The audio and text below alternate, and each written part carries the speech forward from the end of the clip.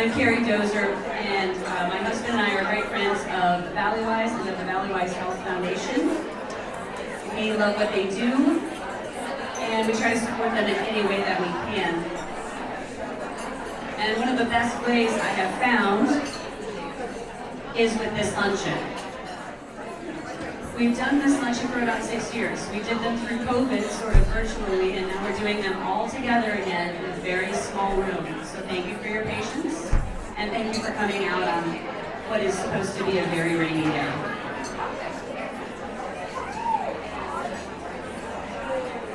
This luncheon is, as you noticed, looking around the room, there's mostly women in the room. It was by design, because we believe that women do an incredible job of supporting other women when given the information and the opportunity. So to the few men in the room, thank you for braving all of this estrogen and hairspray and for coming to listen. We really, really enjoy having you. This luncheon is about learning and in turn about supporting.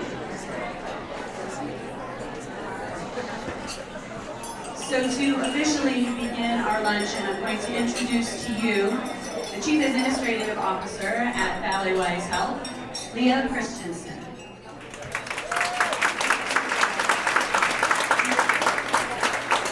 Thank you so much. This is the third time I've had a chance to come to the luncheon, but I've only been at Valleywise 2 years, so I'm not sure how that math works. But it's actually because I came here for the first time when I was 2 weeks into my job. And I think that's why I have such a warm feeling and how much I love this event, because this was my introduction both to Valleywise and to the local community who really supports our organization. Many of you have had an interest in supporting Valleywise for a long time, and others of you have come along today because somebody tapped you on the shoulder and said, you should get to know this organization. And I appreciate that you've come given your time to learn more about us as well. I want to give a few introductions if I could, and I'll ask folks to stand when I read your name, because there's some really special folks here and some people who have really given their time and their efforts to help support Valleywise. So let me start with our board members. So we're part of Maricopa Special Healthcare District, and we have a board of directors who are elected, and I think 3 of our board members are here, but I'll announce all of them in case I've missed a few. So our chairman is Woody Thomas, and our vice chairman is Mark Duane. I see him. Mary Martin is a director. Kate Brophy McGee, I know she's here. She's a director. And Mary Rose Wilcox, I believe she's here as well, a director for our board. A couple other folks I want to call out are former Secretary of State and Valleywise Health President Betsy Bales, our past president, Betsy. And then our current CEO, my boss, Steve Purvis. I see him in the corner over here. And then my colleague Claire Agnew, the CFO and a board member for the foundation.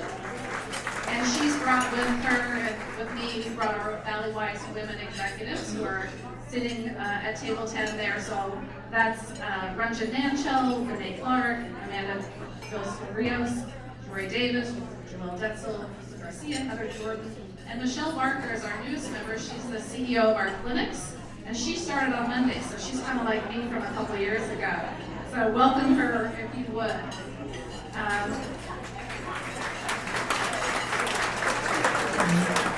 We'll also have a chance to meet Dr. Mosley and Dr. Jackson, 2 of our behavioral health professionals. And so with that, we also ask all Valleywise NTMG physicians, if you might stand or wave your hands so those in the room might recognize you.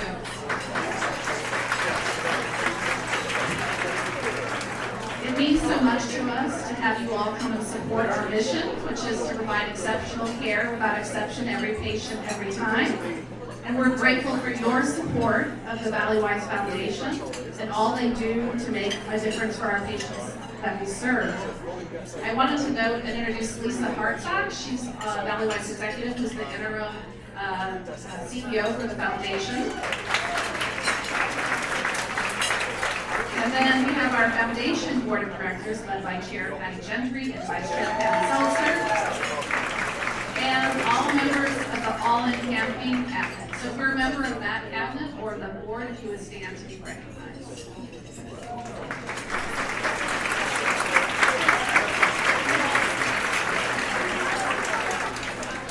So as you all know, it's an exciting time for us in our history. We have been working on our Care Reimagine project, which is the opportunity to rebuild our clinics and our care system and our hospital.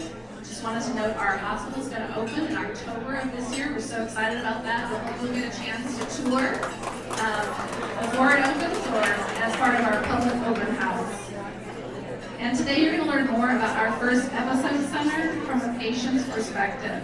So we so appreciate the Lampley family who's come here to share their story with us. And we can all learn and we hear from a patient and their family about the great care from Valley Wise Health. So I just want to say thanks to all of you who are here, and I'll take it back to you. Thank you. So many women who work at Valley Wise, I love that. I feel like we called out about 100 different women's names, and so many of them work for Valley Wise or they're on the board. So that's why this luncheon works so well. If you've been to this luncheon before, you know this is how we do things. We like to introduce the story of our luncheon and introduce the topic of our luncheon with a story prior to actually discussing what we're going to talk about.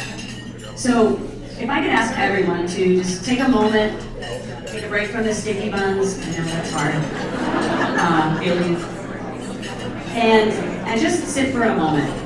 In your programs, there is a picture of the Lampley family. There's a picture up here, but you're not able to see that, and most of you probably can't.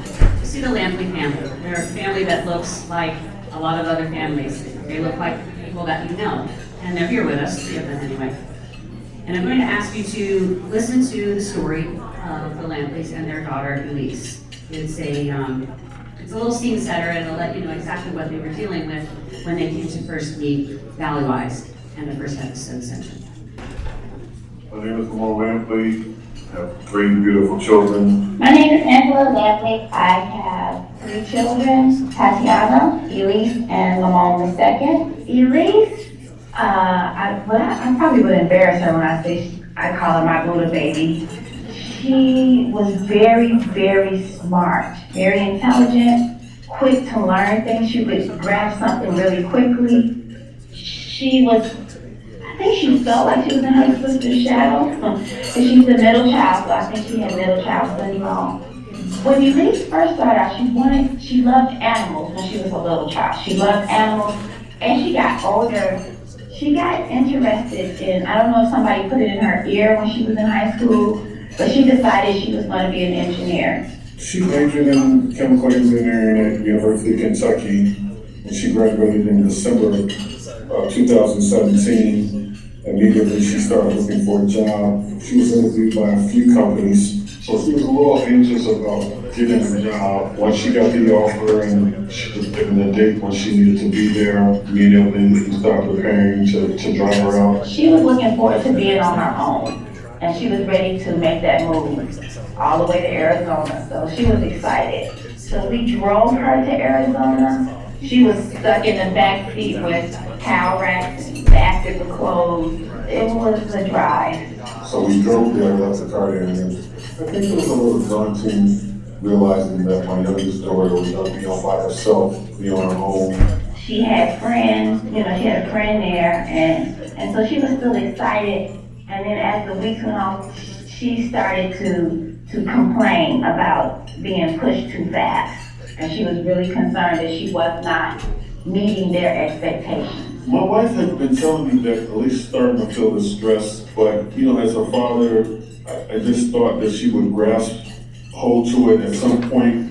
As we reflect back on it now, we see that there were some early warning signals. And she was very concerned about being on call. And it was like it triggered like an anxiety in her. She had to leave her computer on at night, so she wasn't sleeping. It was not Elise. I just kind of blew it off. But Saturday morning, something said, just, call your daughter because your wife has been telling she's under stress. When her face popped up on that screen, I didn't say a word, and she didn't say a word, but I knew something was terribly wrong with my daughter. Something was really, really wrong with my daughter. And I was so disturbed by it. She was in the early stages of this breakdown, and that picture stays with me. I can't even see her face today. It was just like, I was looking at like a zombie. The whole time she was talking to us, she felt somebody else was on the phone. So I called a friend of ours that lives there, and I asked him, I said, can you please go check on Elise? They noticed the same thing as far as Elise being paranoid. They wouldn't, Elise had basically barricaded herself in her apartment, and they kind of had to trick her to let them in. When I saw her, I wanted to cry, but I tried not to cry. She just looked broken, I think, in a way, and scared. She looked very scared. We would talk. She would talk about God. She would talk about spiritual things. Then she would, at the same time, she was talking about people on her phone. And can I see them? They're playing this game. She would be laughing, and I'm like, what game? I think I was on the phone with my husband. She was talking about spiritual things. Then she started singing a song, and she started off singing it softly, and she got louder and louder. And then we were in her bedroom, and she jumped up. She moved so fast, and she tried to run through the window, and she shattered the glass. We knew at that point that something was seriously wrong with her, and then my wife had to explain to me that the police had to come in there and, subdue my daughter, take her away. And then they said that, no longer we had any rights because once the state of Arizona deems the person as a danger to themselves and to others, the legal system entered into the equation, and basically all our rights had been taken away. Once she was admitted into this facility where we weren't able to see her for I think 10 or 12 days, it was like a nightmare. We woke up from it. It happened just that quick, and everything just took a spiral down from that point. We couldn't see her. We didn't know what was going on. We called a friend of ours who's a doctor, and one of the things she told us is that you all need to go to their facility every day and show your face. They need to know that there's somebody there that is concerned about your daughter. And when those people saw, the fact that we were there every morning after that 4th or 5th day of that lady seeing us come every day, she took us to the side, outside, and said, I see you all coming here every day. She said, your daughter's gonna make it out to this facility and she's going to get better. When I first saw her, I was taken aback. Elise had the most gorgeous, beautiful, long hair. And that's the first thing I noticed was her hair was all matted. She still only had the clothes that she had that day. I was speechless. She looked at me and she kind of gave me a small smile. And then I said, are you okay? And she said, I'm okay, Mom. She had a doctor there, and he recommended Dr. Mosley to her. He thought Elise would be a good fit for her. I couldn't believe that this was my child. This was Elise. The only thing that made sense to me was when Dr. Mosley spoke about chemical imbalances. She thought that maybe she tried to trace our steps back. She even went back as far as college when Elise had a very traumatic incident in her senior year. She said that could have started certain things. The way she talked, it was so calming. I think Elise felt comfortable with her. She started to give me hope that we were going to get through this. We were going to get better.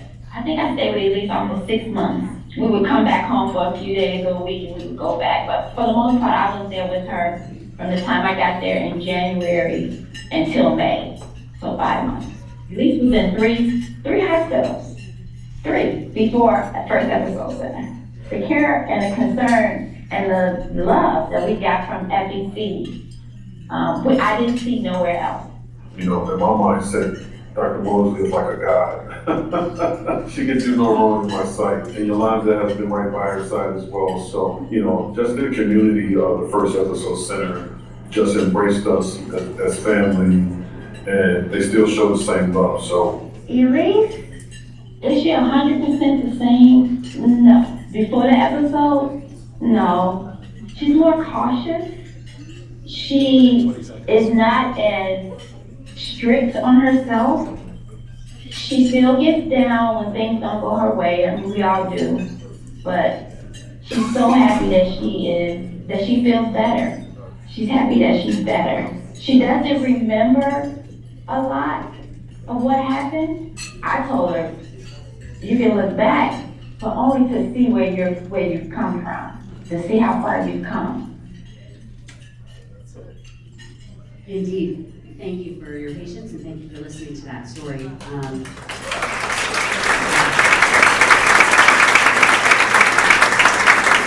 It's incredible to hear another family go through something and imagine yourself in the same place. And I know everyone in this room has sent kids to college or sent them away to get married, have their first job, and you think, I hope everything's okay. So, thank you for listening. Enjoy your lunch, and we will meet the Lamplies and the team at the First Episode Center in a few minutes. Hello, everyone. It's Carrie Dozer. I am on. This is a geography quiz, okay? I am on the west side of the room.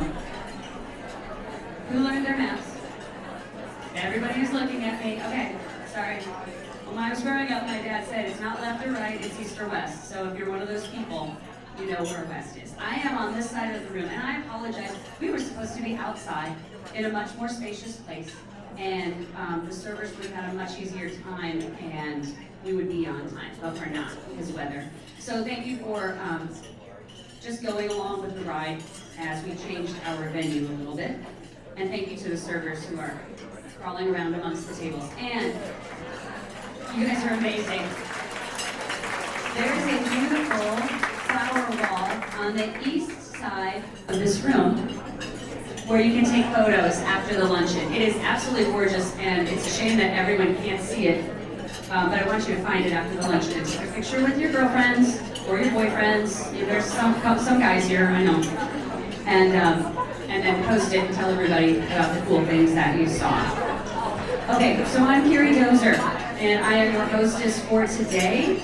I'm also an All In cabinet member, and All In is the campaign that seeks to raise funds for Valleywise. And the foundation does an amazing job. Their staff is you just love them to death. I do.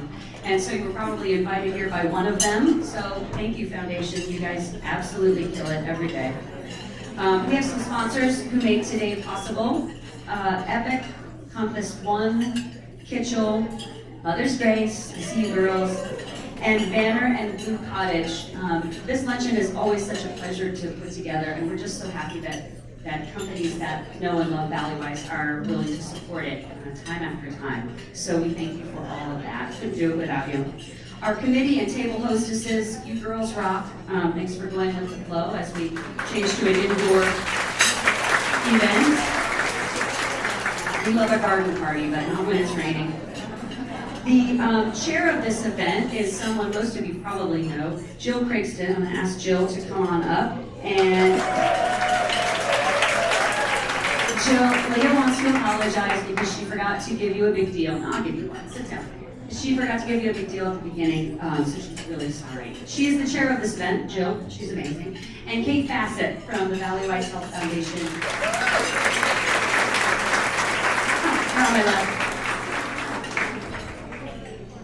This was probably planned. I'm going to hand off the microphone to the ladies of the hour. First of all, Jill Kristen. Thanks, Jill.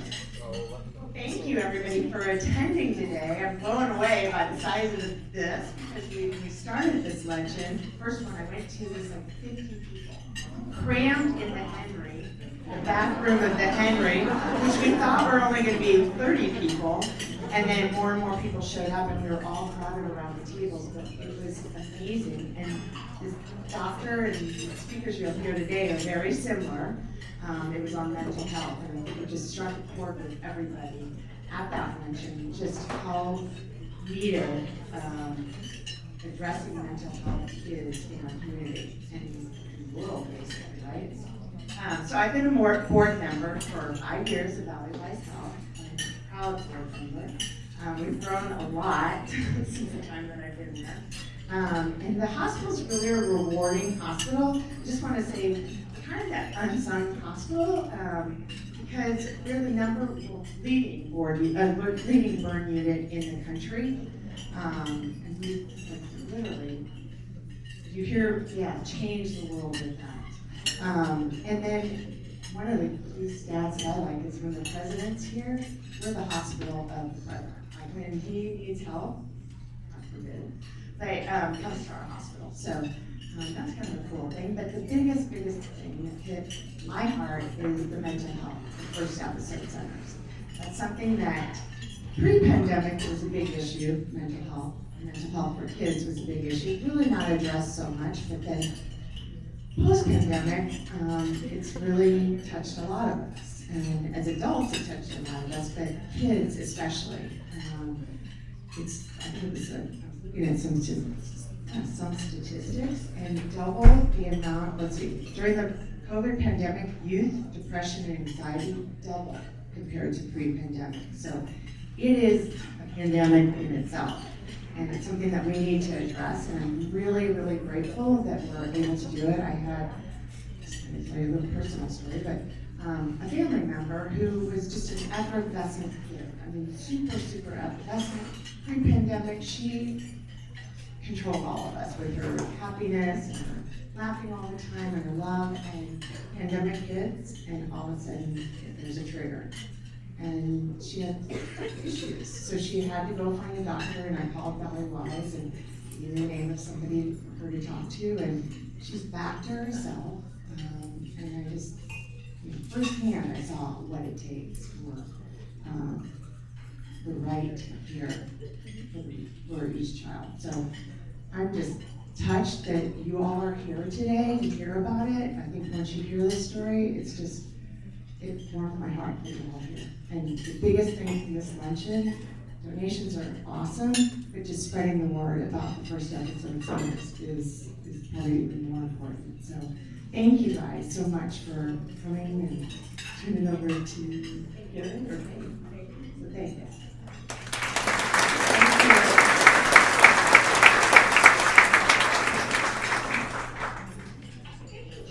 You have been, like I said, a board member for 5 years, and just an incredible, not only heart, but an incredible energy in taking what we're doing and spreading it out into the community to these amazing women. And that first lunch at the Henry, we envisioned this thanks to a grant from the Thunderbird Charities as an impact and education luncheon. And it has obviously grown substantially into something that really makes an impact because of all of you women. So, yes, many of you, this is probably your 5th or 6th luncheon, so amazing. So again, thank you for being here. You all are, just being here is making a huge difference to what we do every day. Of course, all of us are parents, or most of us are parents, or aunts, or uncles, or educators, and we see how what we do, our kids are paying attention. As much as we don't think they are, they really are watching. So I wanted to recognize a special family with us today, as well as some amazing young people in the audience. In 2020, Xavier College Prep senior and swim captain Kelly Scott started a fundraiser called Swim for the Light with her teammates and coaches to raise funds. It was a virtual fundraiser to raise funds to support behavioral health services at Valley Wise. This is an 18-year-old girl that blew my socks off how amazing she was. Since that date, the Xavier swim team has raised over $27,000 for behavioral health programs.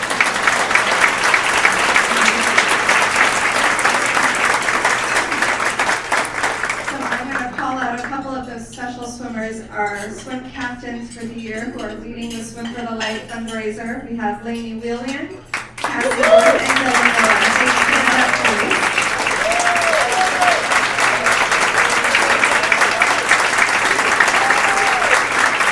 We also have their coaches, David Smithers and Jennifer James, joining us as well. Thank you.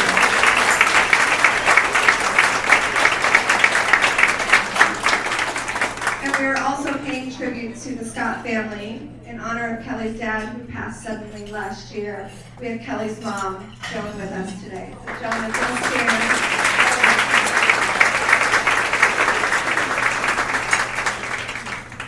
read a little bit more about Swim for the Light in your program on page 21. So why are we here today? In January of 2020, as Carrie mentioned, we launched our 4-year All-In for Valleywise campaign at $25 million. I'm thrilled to say 2 years later, we've exceeded that number. We have now exceeded raised our goal to $50 million. Our goal is to end that this year with all of your help. So amazing work, and thank you to our board and our cabinet for being a part of that, leading the success of that effort, led by Phil and Anita Francis. So today we're going to hear about how you can be a part of that. To me, this conversation today changes the face of mental health. When you'll meet the Lampley family, I think you'll see that. Elise could be any one of our daughters, or our granddaughters, or a neighbor, or a friend. You can hear the helplessness and the fear in their voices as they talk about on the audio, watching their daughter as she experienced her first break. You're going to hear more about the First Episode Center. Because of the high-touch wraparound services that they provide, we need more. According to the National Institute of Mental Health, each year, about 100,000 adolescents and young adults experience a first episode of psychosis. Using population-based equation, an average, that's 86 individuals per 100,000 people. Again, a little simple math here. Our county is growing rapidly, as you know.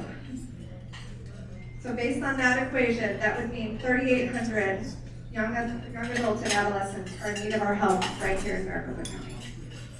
We only have one First Episode Center. We're the only one providing this service in the Valley. So we're expanding, and you're all a part of it. So we are opening our second location in Mesa later this spring, and we're very excited about that.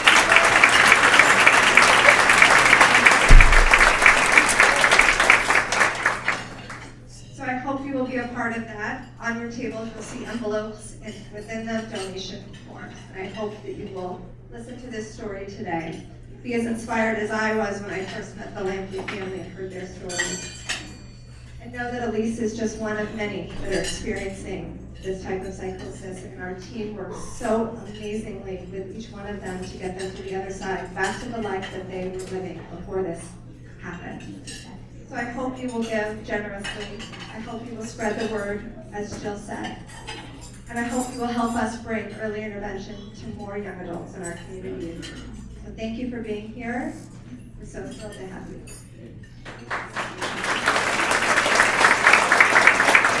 Thank you, Jill. Thank you, Kate. I'm going to invite to the stage now 2 members of the Lampley family, the 2 super important members of any family, mom and dad, Angela and Lamone. I'm going to ask you to come up. Angela and Lamone are Elise's parents and the voices that you heard on the audio as we begin our program. Lamone is really short, so we're going to have him sit on the end. And we'll sit Angela right next to him because that's where she's been for the last 30 years. And we are going to also invite Dr. Eris Mosley to the stage. She is the medical director at Valleywise Health, First Episode Center. Providing all of you needs.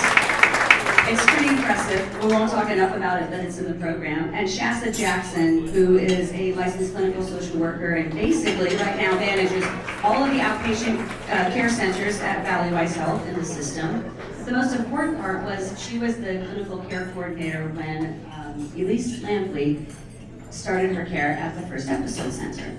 All right, I know this is a lot of seats, a lot of our stools are inside. You all have your own microphones, so let's be careful, people. Are you sliding? Okay. It'll be great. It'll be part of the program, or we're just going to roll with it like we have with everything else. Dr. Mosley, I'm going to start with you. Can you turn it on? I think we're good. Hello? There you go. We heard the story of Elise Lampley through voices of her parents. You entered your care in 2018. How typical a journey was that Elise took? Was she a typical member of the First Episode Center, or is her story like others? Sure. So was Elise a typical trajectory? The answer is yes and no, right? Because every person is going to have a different experience and their journey is going to be different. But does it start with an episode of symptoms that leads to possibly a hospitalization, that then leads to them coming to the first episode center, hopefully starting on medications, and just like wrapping around the young person and their family in the most loving way possible? That's our typical trajectory at the first episode center. So you used the word psychosis, and we've also used the word schizophrenia. What do those two words mean? Can you just give us dumb it down for us? What do they mean? Sure, so the way that I explain it to my young people and their families is that psychosis basically is just a changing of your reality. Your brain is extremely powerful, and it can make you believe and feel things that are different than others around you. So I always give the example. Well, maybe not today, but maybe yesterday, you look out the window and the sky is blue, right? But your brain could tell you that the sky is red. And there's nothing that anyone else can tell you that's going to change that, because your brain is telling you it's red, so therefore it's red. So the person's reality is simply changed, but what they are experiencing is 1,000% real to them. What is the reason someone gets schizophrenia, is diagnosed with schizophrenia, has that in their body? Why do they have it? Sure, so schizophrenia can be familial, it can run in families, and then also it can just happen. Just like some people get diabetes, some people get cancer, some people have brain health conditions such as schizophrenia, such as bipolar disorder. The super duper simple explanation is that the brain is making too much dopamine, right? We've heard of dopamine in the brain. When it gets too high, people can have experiences of psychosis. When it gets too low, that's when people have Parkinson's, right? So the brain is absolutely amazing and perfect, but when it gets a little upset, it can cause some issues. So when the dopamine in the brain is too high, that's when people experience psychosis. What are some of the early warning signs? What might you see in another person that you think might indicate they're going through this? Right, so we call that the prodrome. The prodrome is a period of time right before the big tip, when someone has maybe a full-blown episode of psychosis. And if I'm being completely honest, it looks like depression. The person is going to maybe start to withdraw a little bit. They're going to maybe not want to be with their friends. Maybe they're not taking care of what we call ADLs, so they're not showering, they're not brushing their hair, they're not brushing their teeth, like they're just withdrawing, and it looks like depression. So a lot of times, our young people will get diagnosed with depression, because the last thing that anyone should be is like, it's schizophrenia. No, like it's probably not, it's probably depression, but it could end up being schizophrenia because of the prodromal symptoms. So a lot of times, it just looks like depression. Angela, I saw you nodding when Dr. Mosley was talking about it. It looks like depression. I think everyone in this room has FaceTimed their kid more times this year and last year and the year before than they ever thought they would, right? Who thought you could see your child when you're away? This is exactly what happened to you and Elise. What did it look like to you at first? It is, yeah. When I first called you, Elise called me, and she was talking rather slow and low and drawn out, and she was tired. She just kept telling me, I'm so tired. I haven't had any sleep. Mommy, I'm so tired. It felt like something popped in my head and I can't think. And she said everything is overwhelming. So she was, like when you said depressed, she sounded like she was depressed. Like she was just going down slowly. And this was within a matter of days. She just went to Mexico. And she came back and started work that next day, and that night, she started complaining of being so tired. And by Thursday, that was when she was just like, I can't hardly keep my eyes open. So yes. Dr. Mosley, what was your first interaction with the Lampreys? How did you meet them, and was that interaction typical? Is that how you generally meet a family and a family of a patient? Yeah, so if I remember correctly, I saw you in the hospital, right? Yeah, okay, good. So basically what happens is that, say for instance, if a young person is at one of the Valley-Wise hospitals, we will get an email or a phone call and say, hey, we have a young person that we think meets criteria for your program. We got the referral for Elise, and this was pre-pandemic, so we were going into the hospitals, we were meeting the young people there while they were in the hospital, just to introduce ourselves and things like that, to kind of like, just kind of take the edge off, because it's overwhelming and it's traumatic. So we want to try to make this as easy as of a transition as possible.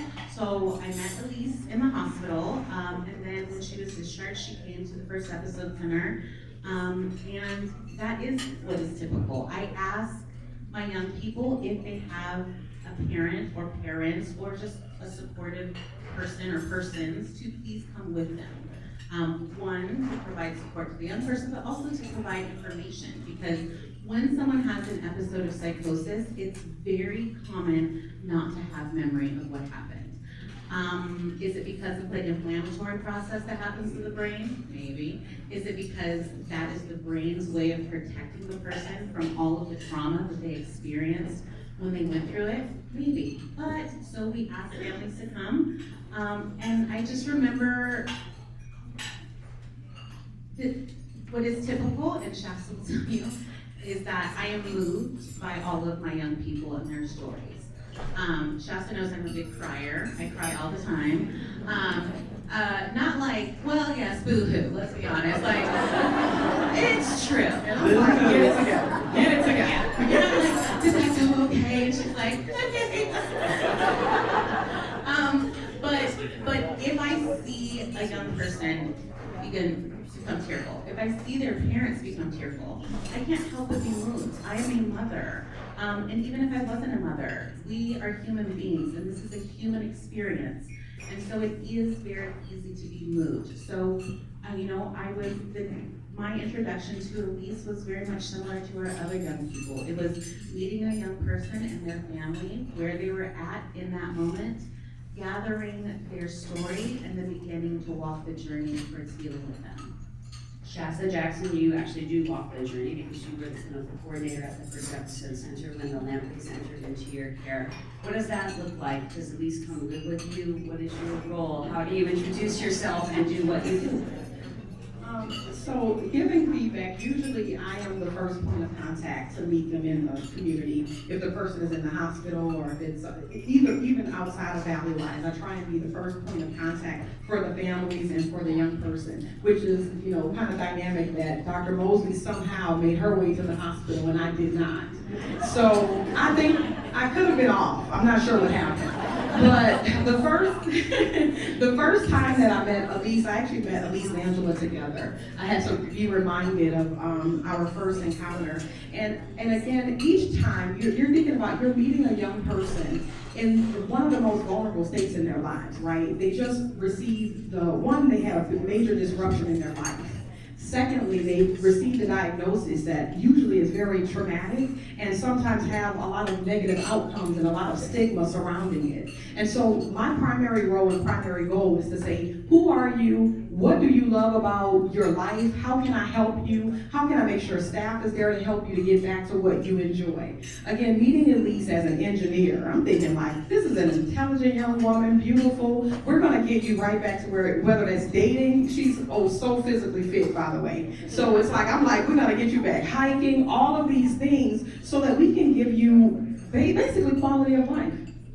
Lamone, I'm gonna let you talk because I get the feeling that you think you're not gonna get a chance to say anything, so let's get this. Lamone's like, yeah, that's right. Someone just told me this is a women's luncheon. It is, if it's not immediately obvious. So Lamone, you and I have talked several times prior to this luncheon, and you spoke out about the fact that while Elise is going through this, and while your wife is here with Elise, you are going back to Chicago. You have 2 other children, one older, one younger. Not only can you not be here for much of what is happening to Elise and with Elise, but you have a family at home who's saying, what's going on with Elise? What was going on with you at this time, and how did you feel about leaving Elise in the hands of these ladies? Yeah, so it was pretty traumatic. It was everybody on this panel has mentioned, it was a journey. It seemed like it just overnight became like a nightmare. Like I was living in, and I was like, is this really happening? Kind of pinching yourself and like, yeah, this is going on. It's going on. So, like you mentioned, my wife was able to remain here, which was great. And I needed to get back home. Like you said, we had an older child that was working at the time, Tatiana, and then my younger son, Lamone, was, I think, junior or senior in high school. And so when I get home, I'm trying to cheer them up. They understand that something's going on with their sister. Not exactly sure of what all the factors are, but I could tell right away my son just kind of withdrew and kind of went into his own cave. He really didn't want to hear much about what was going on. He was concerned, but he didn't really want to know what was happening. Tatiana, who's the oldest child, obviously, she was more mature in handling the situation, and she wanted to be updated on what was the progress going on, what was happening with the lease. So you're kind of trying to balance two situations. And then also, as I prepared to leave, I looked at my wife, and I could see it was starting to have an effect on her, and it was bothering me. So it's just like, how can I balance my wife, my daughter that's been admitted into a facility? So you kind of seem all alone. It's just like, is this really happening? But, thankfully, we were able to kind of navigate. I think one of the things that, from an educational standpoint of view, some of you that may be dealing with a child that's in depression or psychosis or whatever, I think that if they're admitted into a facility, one of the most important things I remember is you need to be there. You need to show up. They need to see who you are. They need to know that this is just not another person who had a drug overdose or alcohol overdose or something like that.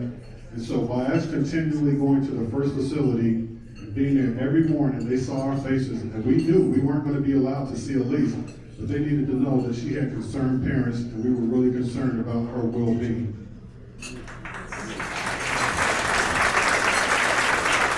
It's hard to be in two places at once, so I'm glad there were two of you. Dr. Mosley, obviously the support of the First Episode Center is all encompassing, and we'll take some time to talk about that. But what about medically? What does a doctor do to intervene when someone's brain chemistry has gone wrong? Yeah, so, I spoke a little bit about the dopamine level being too high. And while a person is experiencing an episode of psychosis with that elevated dopamine, there's actually an inflammatory process that's going on in the brain.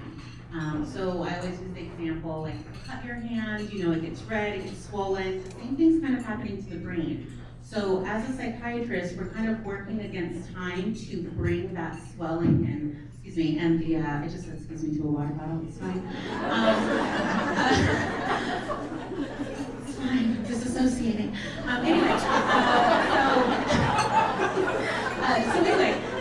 So we're trying to calm the brain down. So we immediately begin psychotropic medications to begin the healing process.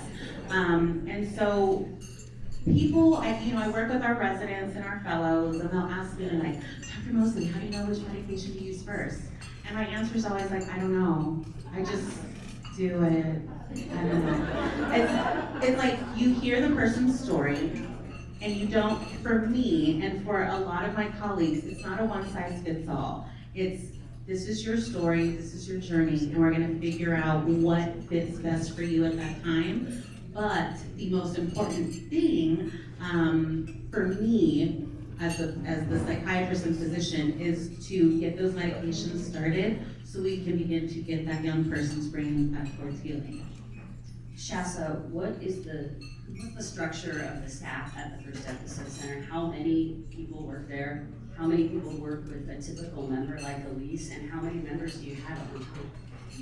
So the capacity size, again, the goal is for quality of services, right? To make sure that we have the ability to provide individualized support. So each of the team specialists, which I have to point out, Yolanda Johnson over in the corner here, she is Elise's team specialist.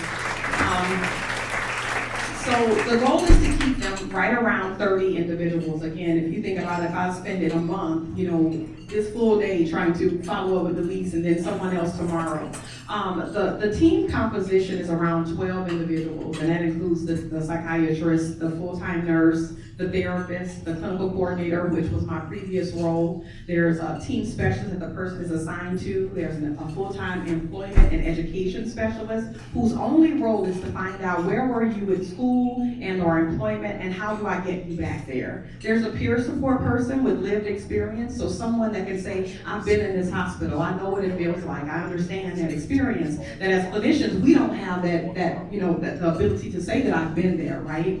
There's also, we have a few administrative staff as well to make sure things like insurances and things like that are okay as well. And I think that's about all of everyone.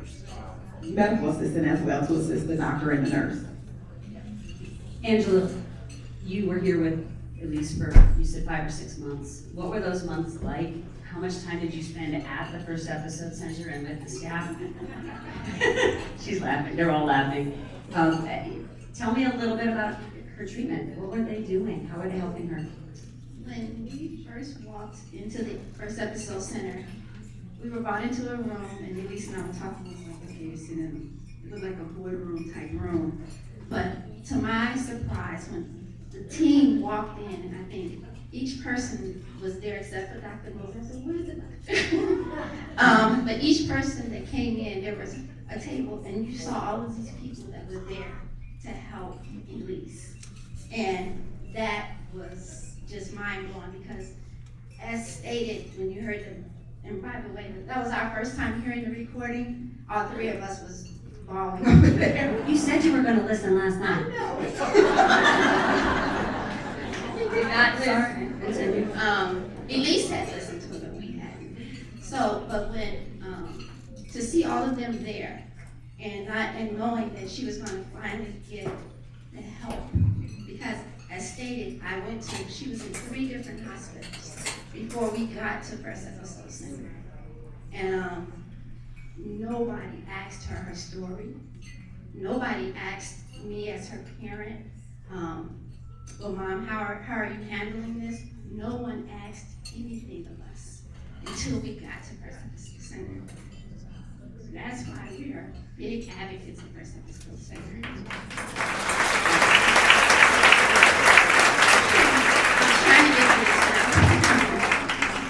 Last week when we talked, Angela said she had on her refrigerator, like 1975 style, a list of names and numbers of every single person who worked at the First Episode Center. So if she didn't get somebody on the phone, she would call the next person. It's like, I tried it. I did have to do that once. Who am I going to call?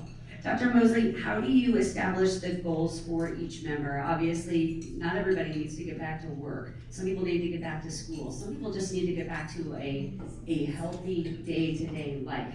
How do you establish goals for each member that comes through your care? We let them decide. You know, it's not our job to tell you what to do. Our job is to get you back to the life that you want to live as quickly as possible. I tell my young people when they first come out of the hospital, I told Elise this specifically, I said, this next month is the time for you to just relax. You're in a time of healing. You do not need to rush back to work. She's like, yeah, I want to go back to work tomorrow. I'm like, okay. I'm like, no, you don't have to do that. She's like, no, I want to. I'm like, okay, it's fine, we'll do that. And the reason why is because it takes time for the brain to heal. The brain takes the longest to heal out of any other part of your body.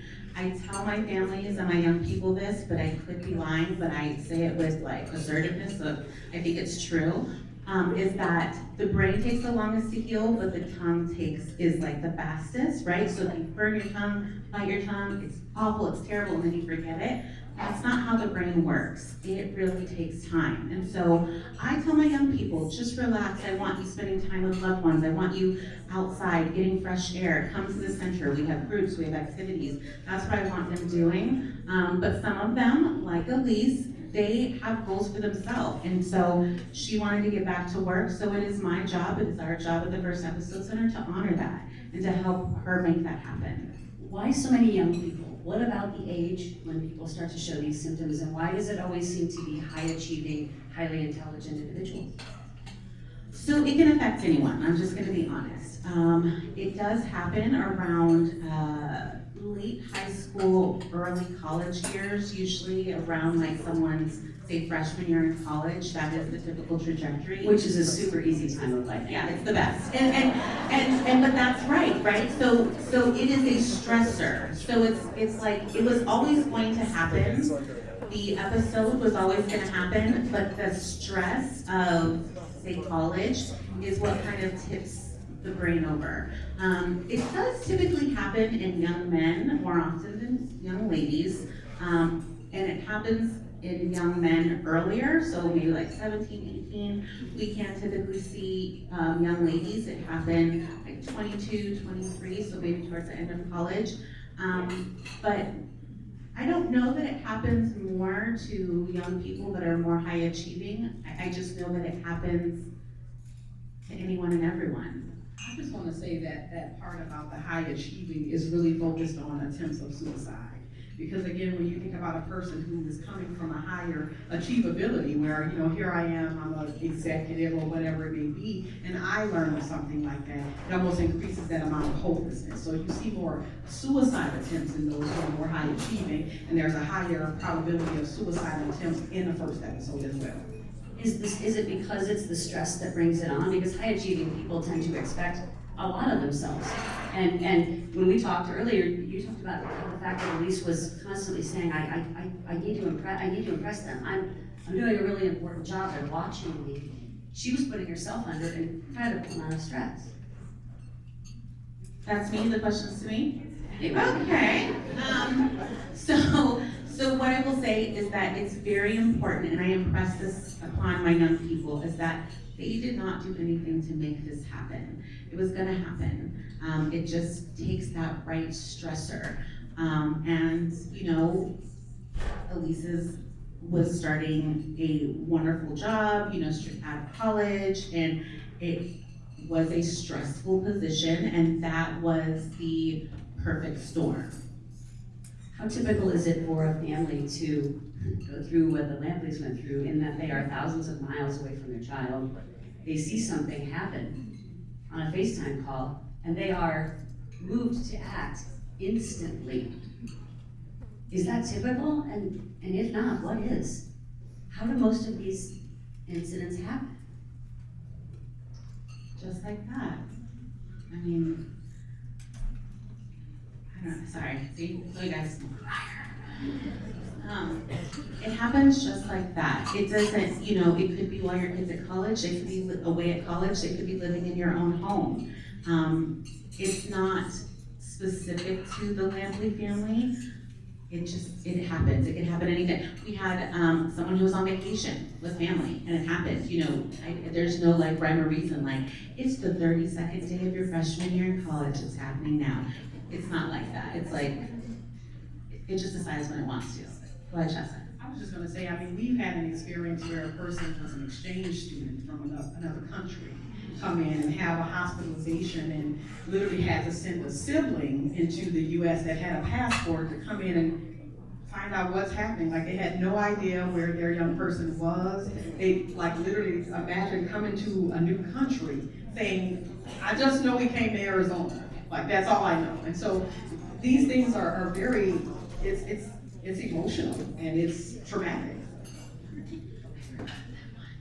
That was a lot. She said, I forgot that one. I forgot that one. That was a lot. Well, you see a lot of people. What is it?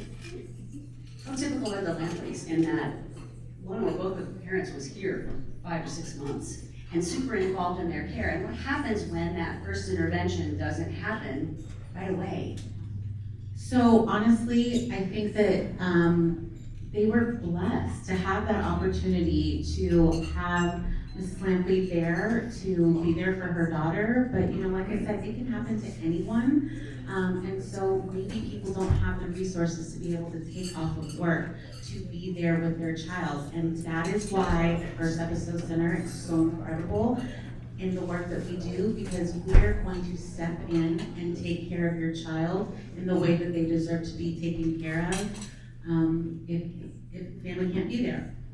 And if they are there, it's our job also to love on mom and dad from afar. I just want to add just really quickly about a question about that amount of time. You know, during the research period, you know, that duration of untreated psychosis on average is about 74 weeks.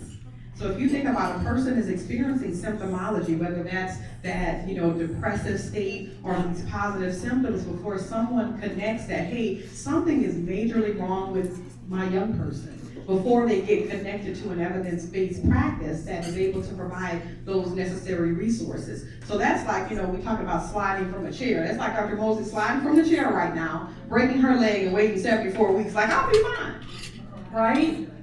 Look at the amount of disability that could possibly be exacerbated in that 74-week time frame. So it's the same thing with the brain. And I think adding to that is that the important thing to also know is that every episode that an individual has of psychosis, we do run the risk of lasting damage being done to the brain. So that 74 weeks, if I'm being completely honest, it's too long. That's too long for the brain to be sick. So for us to have the ability to get in there quickly and begin to heal the brain is so imperative to be able to bring that young person back to the person that they were and be able to give a family their child back. Whether you're a fan of American football or not, I think in the last decade we've become very aware of head injuries and concussions. And now we have a protocol for if someone has a concussion or a head injury and is deemed unable to play, they have to pass a set of rigorous standards before they're allowed to play.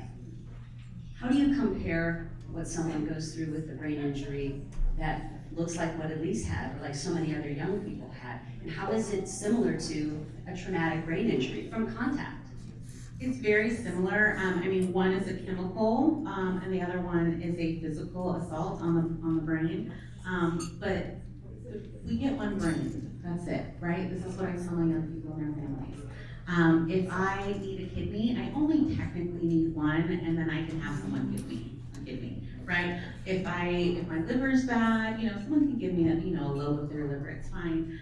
We've even been able to put a pig heart to someone's chest, right? We haven't been able to do that with the brain yet. So we have to love on our brains in the most beautiful ways, because we only get the one. So when we do have those concussions and the repetitive hits to the brain, that can cause that lasting damage, because the brain can't just regenerate itself the way that other parts of the body can. And so again, when you have an inflammatory process, like a swelling type process that's happening in the brain during an episode of psychosis, we have to begin that healing as quickly as possible so that we don't have that concussive type picture later.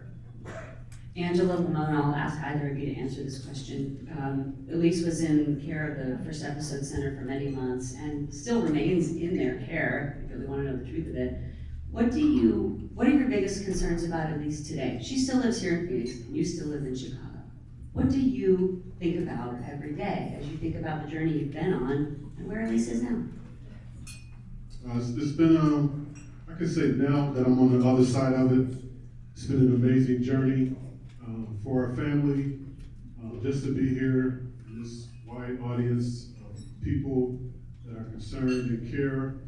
It's been huge for us. I look at the journey, like I said, it started off basically from the offset as a tragedy that has turned to triumph. And a lot of that had to do, obviously, with God, and also the experience, the expertise, and the love that was showered on my daughter by the First Episode Center. I don't even have the words to say what the First Episode Center means to me. I'm ecstatic that they're building another one. We need one in Chicago. I know it's typically based here on the West Coast, and I understand that. You can say, well, I'm sure there's a lot of behavioral science centers and things in Chicago, but I'm not talking about the edifice. I'm talking about the people that are involved with the program. We have a great staff here. I'll leave this story with you. You've probably heard it before. A young girl is on the plane. A man gets on the plane. She's sitting by herself. And as the plane takes off, it starts to experience a lot of turbulence and dips and things of that nature. People are just in a rage, just moving about. People are nervous, scared that the plane is going to crash and things of that nature. But at the end, the guy is looking over at the young girl, and he can see just a calmness about her. She's reading, things of that nature. So when the plane finally lands, he says, I noticed that throughout all the turbulence and things that were going on in the plane while people were nervous, you were really calm, young girl. Why? She said, oh, my dad is the pilot, and he's taking me home. Well, the first episode has taken the Lampley family home.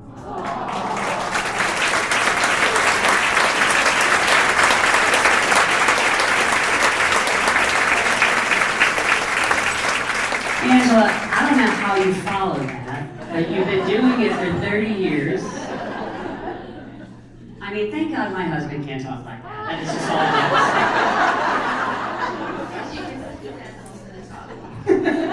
I do not. So what is the first episode in Elisa's life today?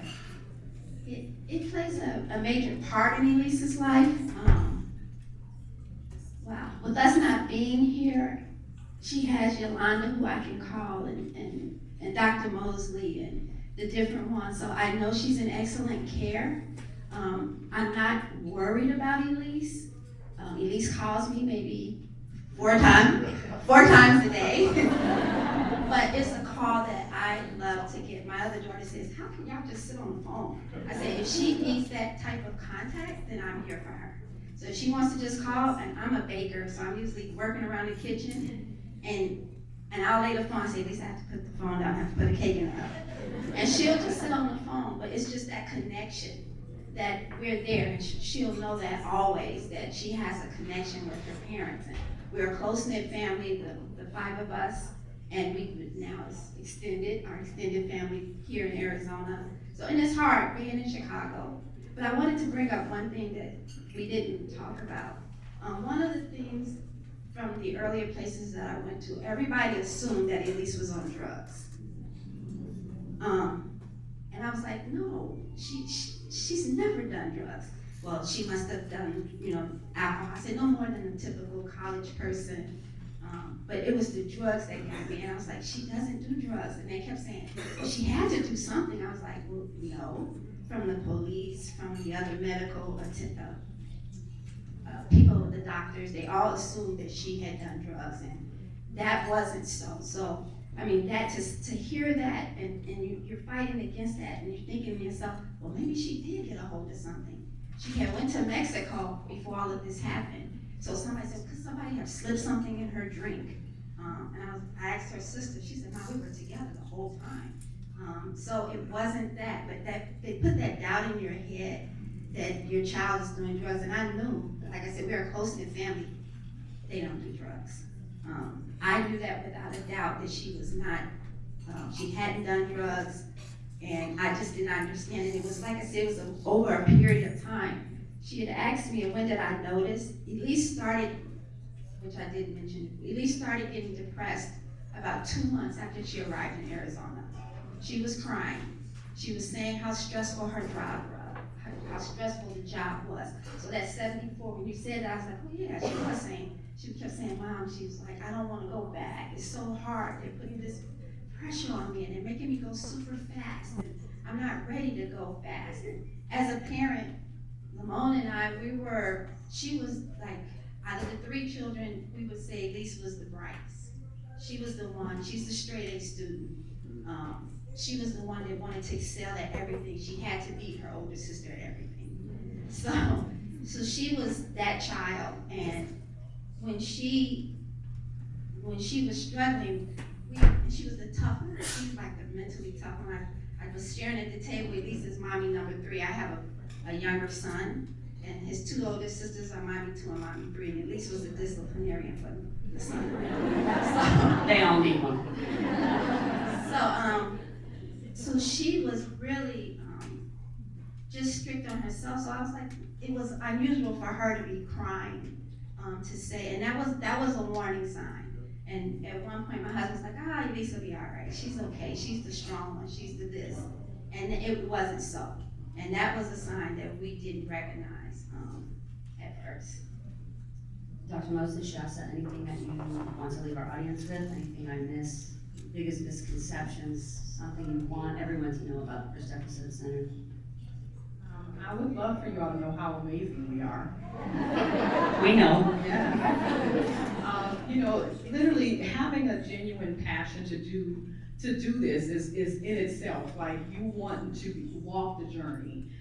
Every person is so unique. Everyone's story, everyone's almost their space to how they got there. And the goal of trying to help them to know that they can do anything they want in this life. Even with this diagnosis, you know, it's almost like, you know, forever we've separated the brain from the body, right? You know, when we talk about things like cancer, we're like, oh, how can we help? How can we do these things? But when you hear things like schizophrenia, everyone's like, you know, afraid. Like, what do? We figure it out. We walk with them. We let them know that they're not alone. We show them love, and the goal of First Episode Center for the West Valley, as we've been around for a little over 6 years, you know, I want you all to know that we're trying to open up a second First Episode Center in the East Valley, so that we can make this a little bit more feasible, because, you know, we're way west, you know, so people who have been receiving services has been all over the valley. We know how far spread the valley is, so giving people the access to these services at a closer location that could be nearest their home is going to be key. Yeah, so what I will say about the First Episode Center is that we are able to do things that other clinics and centers aren't able to do. And I'm just gonna speak to Elise, is that, you know, Elise, girl, that's your name, but your name was Elise. Okay, so Elise went back to work, right? And our goal at the First Episode Center is to not interrupt someone's life, right? We still wanna meet you where you're at. We still wanna provide you care. So how are we gonna do that? So Elise and I would meet every week for a little bit, and we went to every other week. I would drive out to Chandler from Avondale to have lunch with her, just to check in. That is not something that any other psychiatrist that I know of has the ability to do. So doing this work is an absolute honor and pleasure, because I get to provide my young people with just the care that every single person deserves. Right, and so Elise is near and dear to my heart. I love her as if she were my own, yes. I have 89 other children. And I love each and every one of them, because not a single one asked for this. No one asked for this. And I tell my young people all the time, this diagnosis is not an excuse to stop. I won't let you. No, sorry. So we're gonna go out there and we're gonna kick some major butt in life, and we're gonna get our life back. I will handle your brain, you get to handle your life.